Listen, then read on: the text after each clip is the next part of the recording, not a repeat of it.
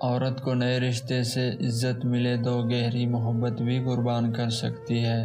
مرد کا ایک بڑا مسئلہ یہ بھی ہے کہ اسے دوست کے روپ میں ایک لبرل عورت چاہیے اور بیوی کے روپ میں ایک مذہبی عورت۔ اپنی بیوی کا تہہ دل سے شکریہ ادا کریں کیونکہ وہ محبت کی دیواروں سے گزر کر آپ کو باپ بناتی ہے۔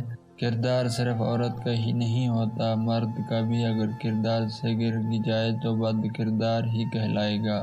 عورت کو مرد سے نہیں بلکہ عورت کو عورت سے تحفظ کی ضرورت ہے۔ ایک عورت ہی دوسری عورت کی خوشیوں کی سب سے بڑی دشمن ہوتی ہے۔ حیادار ہونا مرد پر بھی اتنا ہی واجب ہے جتنا عورت پر، لیکن اس دور جہالت نے شرم و حیا، وفا، قربانی صرف عورت کے نام پر مختص کر دی ہے۔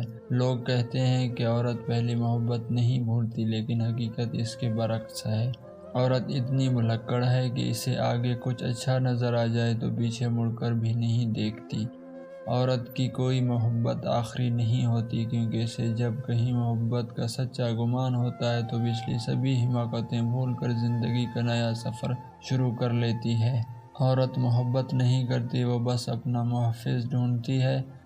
عورت کو عزت رب نے تحفے میں دی ہے اور مرد کو کمانی پڑتی ہے۔ دنیا داری دیکھی جائے تو عورت کی شادی سسرال والوں سے ہوتی ہے۔ شریعت دیکھی جائے تو عورت پر سب سے زیادہ حق اس کے شوہر کا ہوتا ہے، مگر ہمارے آج کے معاشرے میں عورت کو شوہر سے زیادہ سسرال والوں کو خوش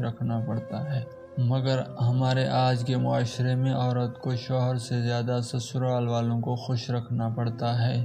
پاکیزہ اور وفادار مرد عورت کا غرور ہوتے ہیں۔ سنا ہے رزق عورت کے مقدر میں ہوتا ہے اور اولاد مرد کے مقدر میں، لیکن آج کل اولاد نہ ہونے پر مرد عورت کو اور رزق نہ ہونے پر عورت مرد کو چھوڑ دیتی ہے۔